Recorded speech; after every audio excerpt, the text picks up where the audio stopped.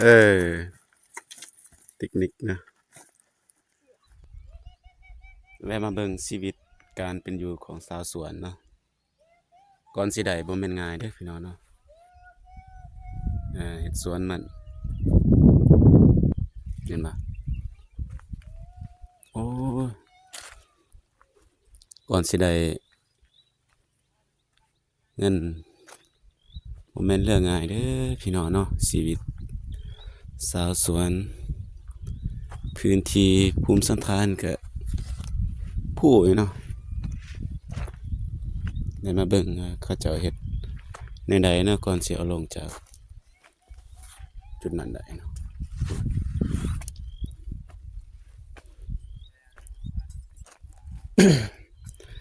น่าจะ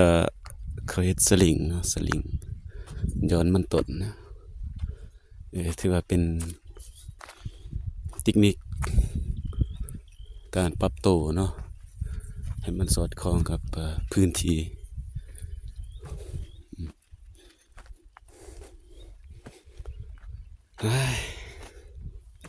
คืนที่ซื้อก็ยังเหนื่อยเด้อพี่น้องชีวิตสาวสามัญฝรั่งเด้อฝรั่งเด้อ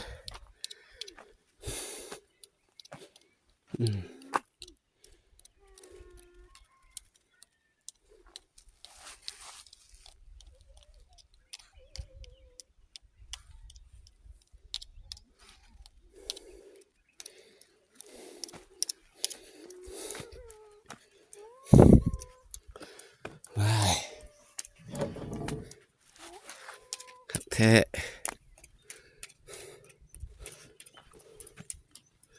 พูดกติต่อบวมเฮ็ดจุดการกระแทก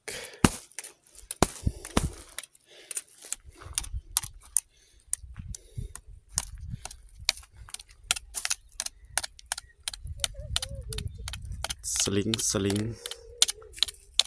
สไลด์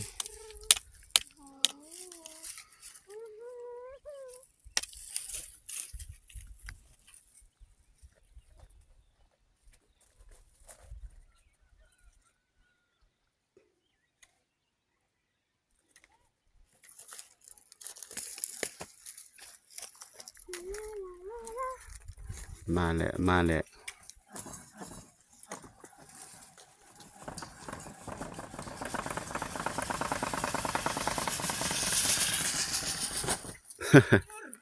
เออเทคนิคนะโยนบะตุ้ยอยากยึก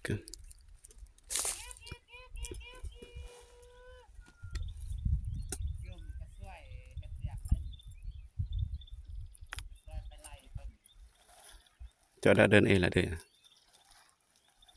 เจาะแถวไหน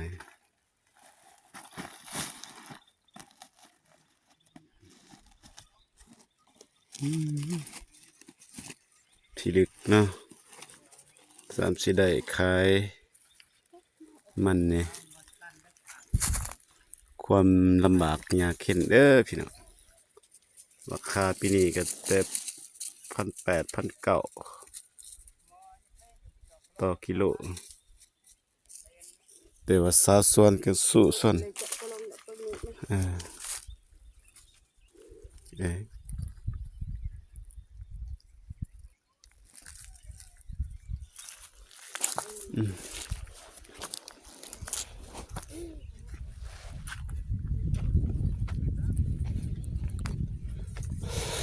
สายติดส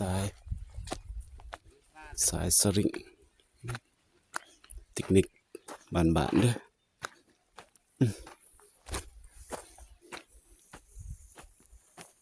กะติห้วยซะบ่ม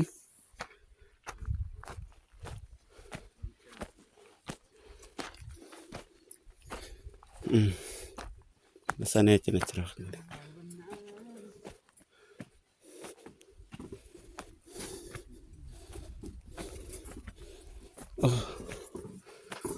dạ tầm gửi เพิ่งตายขัดแจง này cái sáng เฮ้ยพี่ลึกเนาะสามสิได้ขายมันนี่ขึ้นภูลงคอยเอ้ยพรมอะไร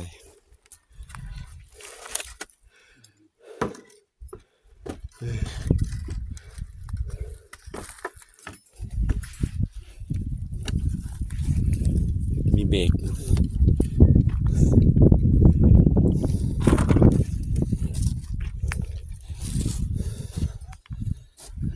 เบรกนะงายากประมาณนี้สกิจอาศัย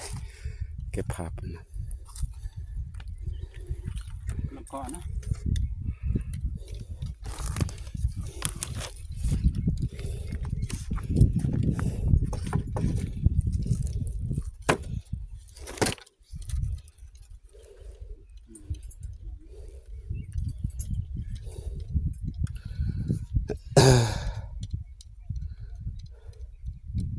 Ayaw kadala, cik kadala.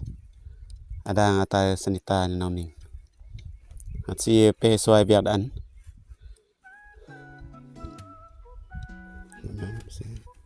Tenoh lang ayok suat niya.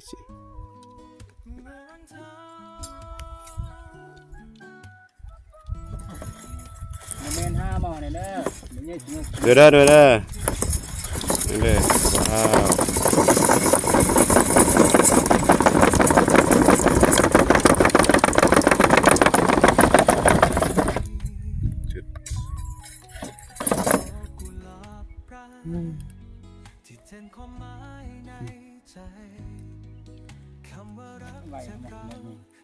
Sụt nhọt xì mười như thế thế gắng กูใส่นี่ไว้โหลดจ้